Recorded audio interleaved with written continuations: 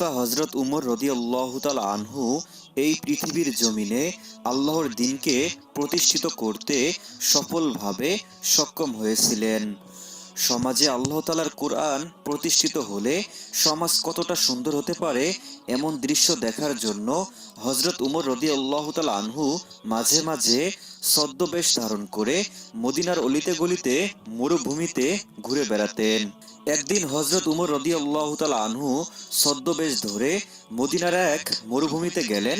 সেই মরুভূমিতে একজন রাখাল উট চরানোর কাজ করত।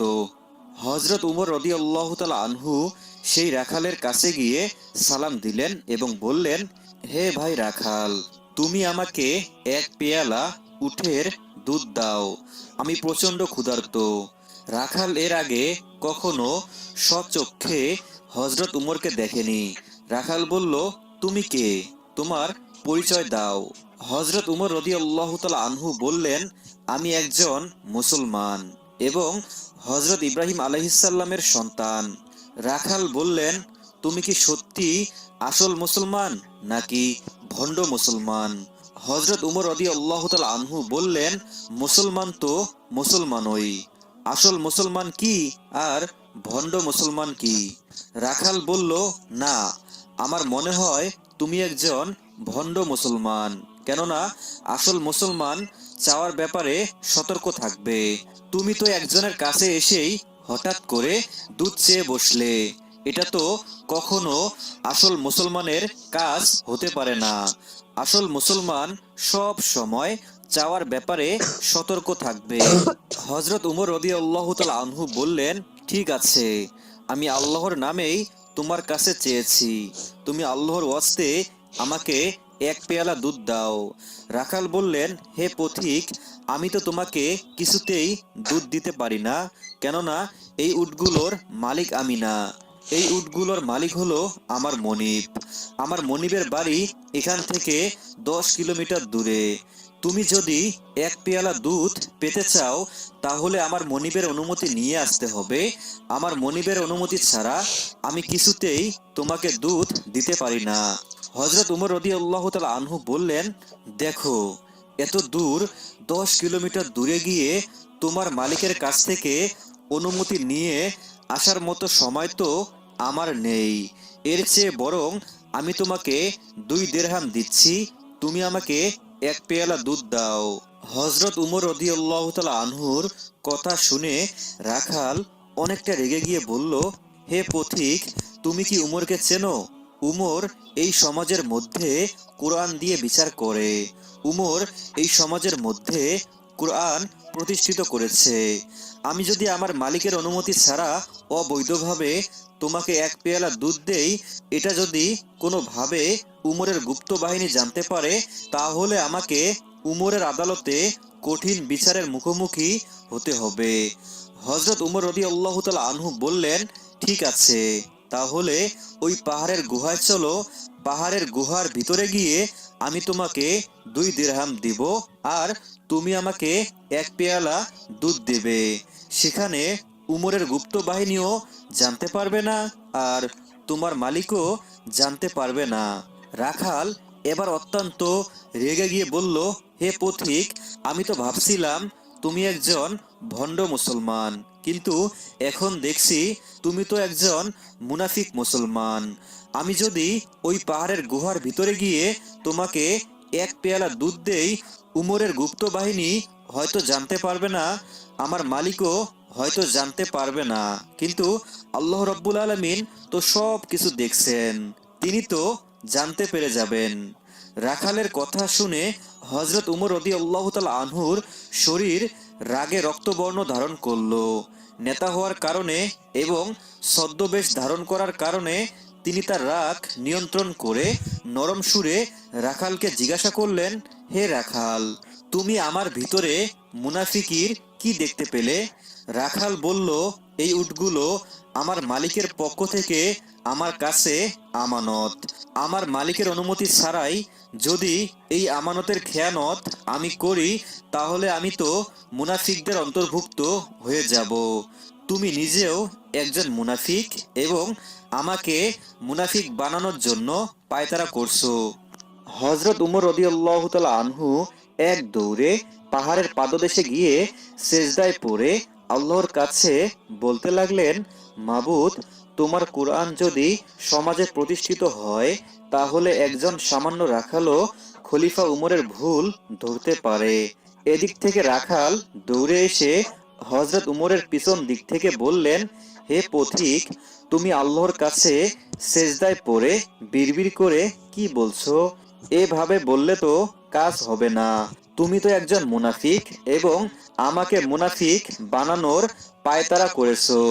সেজন্য আল্লাহর কাছে তোমাকে তওবা করতে হবে। তুমি যদি তওবা না করে মৃত্যুবরণ করো তাহলে মুনাফিক অবস্থায় তোমার মৃত্যু হয়ে যাবে। এই বলে রাখাল বলছেন, হে পথিক, আমি তোমাকে তওবা পড়িয়ে দিচ্ছি, তুমি আমার সঙ্গে তওবা করো। আস্তাগফিরুল্লাহ রব্বি মিন কুল্লি জামবিউ ওয়া আতুবু ইলাইহি লা হাওলা ওয়ালা কুওয়াতা ইল্লা বিল্লাহিল আলিয়্যুল আযীম। হযরত উমর রাদিয়াল্লাহু তাআলা আনহু রাখালের সঙ্গে মুখে মুখ মিলিয়ে সেই তওবা তেলাওয়াত করলেন। এবার হযরত উমর রাদিয়াল্লাহু তাআলা আনহু বললেন, হে রাখাল ভাই, আমি তোমার মনের মধ্যে আল্লাহ তাআলার জন্য ভয় দেখে অত্যন্ত মুগ্ধ হয়ে গেছি। তোমার ঈমান অনেক মজবুত। এই দুনিয়ার জমিনে তুমি সামান্য একজন রাখাল হয়ে জীবন যাপন করো। এই দুনিয়ার জমিনে কি তোমার কোনো চাওয়া পাওয়া নেই? তোমার কি কোনো চাহিদা নেই? তোমার যদি কোনো চাহিদা থাকে তুমি আমাকে বলতে পারো। রাখাল বললেন, হে পথিক, এই দুনিয়ার জমিনে আমার দুইটাই চাওয়া আছে। আমার প্রথম চাওয়া, আমি খলিফা হযরত উমর রাদিয়াল্লাহু তাআলা আনহুকে দুই নয়ন ভরে দেখতে চাই। যেই উমর আল্লাহর দ্বীন এই সমাজে প্রতিষ্ঠিত করেছে, যেই উমর আল্লাহর কুরআন দিয়ে রাষ্ট্র পরিচালনা করে, এমন মহামানবকে আমি দু চোখ ভরে দেখতে চাই। আমার দুই নম্বর চাহিদা হলো আমি মৃত্যুর পর যেন জান্নাত পাই। আল্লাহ তাআলা যেন মৃত্যুর পর আমাকে জান্নাত দেন। হযরত উমর রাদিয়াল্লাহু তাআলা আনহু বললেন, হে রাখাল, আল্লাহ রাব্বুল আলামিন নিঃসন্দেহে তোমার দ্বিতীয় চাহিদা পূরণ করবেন। রাখাল বললেন, এটা তো সবাই বলতে পারে যে আল্লাহ মৃত্যুর পর তোমাকে জান্নাত দিক, কিন্তু আমার প্রথম চাহিদার কথা তো তুমি বললে না। আমার প্রথম চাহিদা, আমি হযরত উমরকে দু চোখ ভরে দেখতে চাই। আমার এই চাহিদাটা কে পূরণ করবে? হযরত উমর রাদিয়াল্লাহু তাআলা আনহু বললেন, রাখাল, তুমি নামাজ আদায় করো কোথায়? রাখাল বলল, কেন? মসজিদে নববীতে। হযরত উমর বললেন, মসজিদে নববীতে নামাজ আদায় করলে তো উমরের সঙ্গে দেখা হওয়ার কথা। রাখাল বললেন, আমি সব সময় বারান্দায় নামাজ আদায় করি।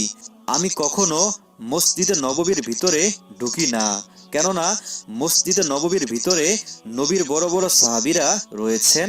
সেই সব বড় বড় হাজার হাজার সাহাবীদের মধ্যে আমি রাখাল বেমানান।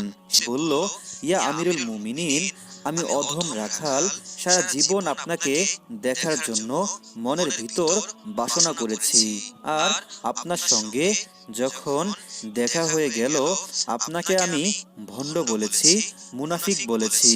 আপনাকে আমি তওবা পড়িয়েছি। আমার মতো পাপী এই জনমে আর হয়তোবা নেই। রাখালের এসব কথা শুনে মসজিদে নববীতে সকল সাহাবীরা রেগে গর্জন দিয়ে উঠল। তারা বলতে লাগলো, কে এই পাগল? এই পাগলটাকে মসজিদে নববীর ভিতরে ঢুকতে দিয়েছে কে? আমাদের খলিফা আমিরুল মুমিনিন হযরত উমর সম্পর্কে এই পাগল এত কিছু বলেছে, আর এই পাগলটাকে মসজিদে নববীর ভিতর ঢুকতে দিয়েছে কে? সঙ্গে সঙ্গে হযরত উমর রাদিয়াল্লাহু তাআলা আনহু দাঁড়িয়ে গিয়ে বললেন, আতিউল্লাহ ওয়া আতিউর রাসূল ওয়া উলিল আমরি মিনকুম। তোমরা আল্লাহর আনুগত্য করো, রাসূলের অনুসরণ করো। আর আমি উমর যদি তোমাদের নেতা হয়ে থাকি তাহলে আমার কথা শোনো। এই রাখাল আমাকে ভণ্ড বলেছে, আমাকে পাগল বলেছে, আমাকে মুনাফিক বলেছে, আমাকে তওবা পড়িয়েছে। এর বিচার আল্লাহর কোরআন দিয়েই হবে। তবে তার আগে আমরা ফজরের নামাজ আদায় করে নেই।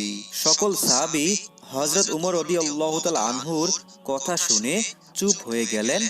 হযরত উমর রাদিয়াল্লাহু তাআলা আনহু এবং সকল সাহাবীগণ ফজরের ফরজ নামাজ আদায় করলেন। নামাজ শেষ করে হযরত উমর রাদিয়াল্লাহু তাআলা আনহু এক টান দিয়ে রাখালকে বুকের মধ্যে নিয়ে কপালে এবং গালে চুমু দিয়ে বললেন, রাখাল ভাই, তোমার মনের মধ্যে যে আল্লাহ তাআলার ভয় রয়েছে, আল্লাহ তাআলার জন্য যে ভালোবাসা রয়েছে, সেটা দেখে আমি অনেক মুগ্ধ হয়ে গেছি। সুবহানাল্লাহ। প্রিয় বন্ধু।